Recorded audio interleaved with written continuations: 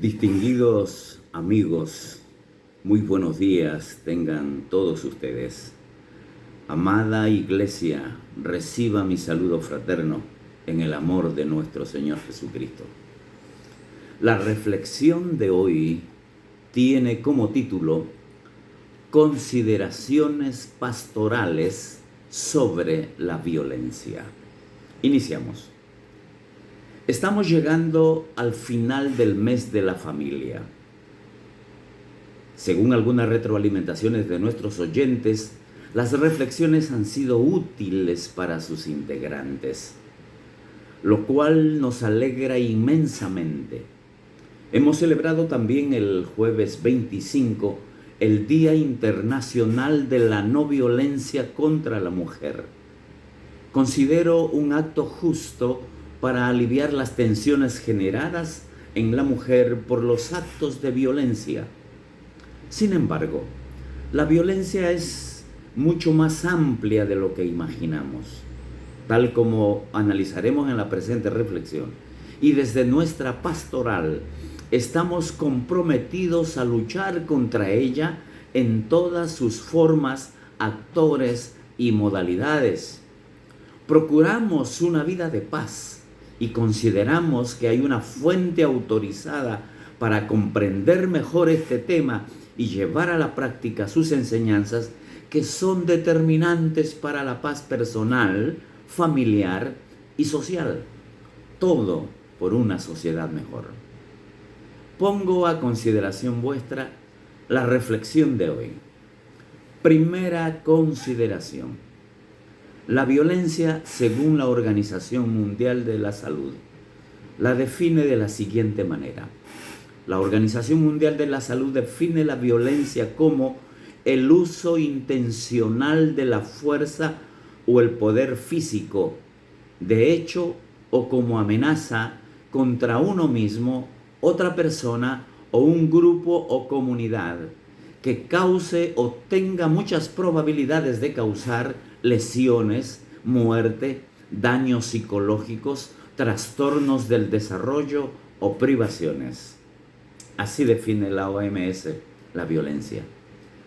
La violencia es una conducta manifiesta en la familia, en instituciones educativas, en la política, en la economía, en las instancias de autoridad, en las iglesias, en todos los ámbitos de interacción humana. Es un mal presente en la vida de la persona, lo cual requiere un manejo adecuado si hemos de librarnos de ella. Segunda consideración. La violencia se origina en el corazón del ser humano. El evangelista Marcos, en su capítulo 7, los versículos 21 al 23, escribió lo siguiente. Un grupo de escribas y fariseos cuestionaron a Jesús por qué sus discípulos comían sin haberse lavado las manos, lo cual los hacía inmundos, según ellos. Entonces Jesús se vio en el deber de aclarar las cosas sobre lo que verdaderamente contamina al hombre. Les dijo, porque de dentro del corazón de los hombres salen los malos pensamientos, los adulterios, las fornicaciones, los homicidios, los hurtos, las avaricias, las maldades, el engaño, la lascivia, la envidia, la maledicencia, la soberbia, la insensatez. Todas estas maldades de dentro salen y contaminan al hombre. Las conductas que menciona Jesús en su aclaración están vinculadas estrechamente con la violencia. Por lo tanto, esta conducta tiene sus raíces en el corazón de la persona. Debemos entender que la palabra corazón no se refiere al órgano cardíaco, se refiere a la totalidad del ser humano. Tiene que ver con el intelecto, las emociones, la voluntad, la espiritualidad. Podríamos decir que la persona es por naturaleza violenta y propensa a expresarla en cualquier momento y cualquier experiencia estimuladora. El apóstol Santiago nos presenta su enfoque sobre la violencia en un contexto en el que procura la lealtad del creyente en vez de la amistad con el mundo. Veamos lo que dice. ¿De dónde vienen las guerras y los pleitos entre vosotros? ¿De dónde surge la violencia, en otras palabras? ¿No es de vuestras pasiones, las cuales combaten en vuestros miembros? Codiciáis y no tenéis, matáis y ardéis de envidia y no podéis alcanzar, combatís y lucháis, pero no tenéis lo que deseáis porque no pedís, pedís y no recibís porque pedís mal, para gastar en vuestros deleites. Oh almas adúlteras, ¿no sabéis que la amistad del mundo es enemistad contra Dios? Cualquiera pues que quiera ser amigo del mundo se constituye enemigo de Dios. ¿O pensáis que la Escritura dice en vano, el Espíritu que Él ha hecho morar en nosotros nos anhela celosamente? Pero Él da mayor gracia. Por esto dice, Dios resiste a los soberbios y da gracia a los humildes. Someteos pues a Dios. Resistid al diablo y huirá de vosotros. Acercaos a Dios y Él se acercará a vosotros.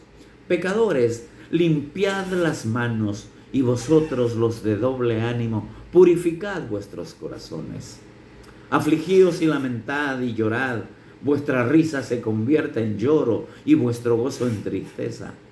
Humillaos delante del Señor y Él os exaltará. Tercera consideración. La violencia no discrimina víctimas.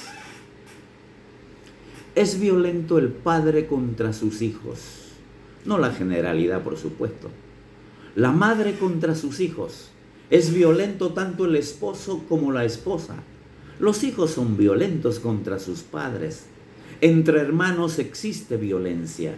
Hay violencia entre empleadores y empleados. Hay violencia en el Congreso, como en la policía. Hay violencia económica entre banqueros y clientes. Hay violencia entre médicos y enfermos. Hay violencia entre maestros y alumnos. Hay violencia entre compañeros de estudio. Hay violencia judicial. Hay violencia religiosa. Sacerdotes, pastores y líderes a menudo violentan la inocencia de los feligreses y estos replican. Hay violencia callejera. Hay violencia organizada, hay violencia internacional entre países, por supuesto. Se lucha por la supremacía. Hay más violencia de la que imaginamos. No basta circunscribirnos solo a la no violencia de género. Es un imperativo luchar contra la violencia en todas sus formas y en todos los estratos de la sociedad. Cuarta consideración. La violencia es diversa en su expresión. Claro que sí. Hay violencia física, golpes, patadas, heridas, disparos, feminicidios, homicidios, muerte, están en esta forma de violencia. Hay violencia psicológica, gritos, insultos, amenazas, infundir temor, imposición de autoridad, son típicos de esta forma violenta. Hay violencia sexual, violaciones, actos contra natura, atentado a la identidad sexual, aberraciones sexuales caen en esta categoría. Hay violencia patrimonial, deterioro de las pertenencias hogareñas, apropiación ilícita de bienes inmuebles, están en este rubro. Violencia legal, acusaciones infundadas, sentencias injustas, apresamientos ilícitos, etc. Hay violencia infantil, es decir, atentados contra la inocencia e integridad física y emocional de los niños y adolescentes. Existe el acoso, muy común en el ambiente laboral e instituciones con número significativo de integrantes. Hay acoso escolar y universitario para supuestamente favorecer con calificaciones en las universidades. Está de moda el bullying, es el abuso insistente y casi permanente contra personas indefensas. Está de moda y avanza muy aprisa el ciberbullying. Solo voy a tratar de pronunciar algunos comportamientos del ciberbullying: el sexting, el happy slapping, el grooming, la exposición involuntaria sexual, sharenting, etc. Les sugiero que busquen en Google el significado de estos términos. Pero la violencia es diversa en su expresión o práctica. Quinta consideración. La violencia puede ser minimizada. Gracias a los esfuerzos gubernamentales se gestionan programas por la paz contra la violencia de género, es decir, de hombre contra mujer y de mujer contra hombre. Hay programas de manejo conductual y cognitivo para el tratamiento de casos que ameritan. Hay terapias especializadas para recuperar la salud emocional y no violenta en la familia. Escuelas, colegios, universidades realizan esfuerzos para disminuir la violencia. La UNESCO, institución de las Naciones Unidas, tiene un programa que fomenta la cultura de paz. Me parece muy productivo. Las iglesias cristianas utilizan el recurso de la fe para eliminar la violencia del corazón de la persona, para disminuir o eliminar los conflictos entre seres humanos con el propósito de vivir en paz con el prójimo, con uno mismo y con Dios. Valgan todos los esfuerzos para minimizar la violencia en el mundo y en el contexto social del cual formamos parte. Sexta consideración. La violencia puede transformarse en amor. Pareciera hipotético, paradójico, hacer tal declaración. Sin embargo, es real. Es evidente la transformación del corazón cuando la persona acude voluntariamente a la fuente precisa que tiene poder para sanar las heridas, el dolor emocional que produce el ser agresor o agredido. En el acto de violencia contra Esteban, el primer mártir del cristianismo, participó aprobando el hecho el apóstol Pablo, quien creyera, ¿no?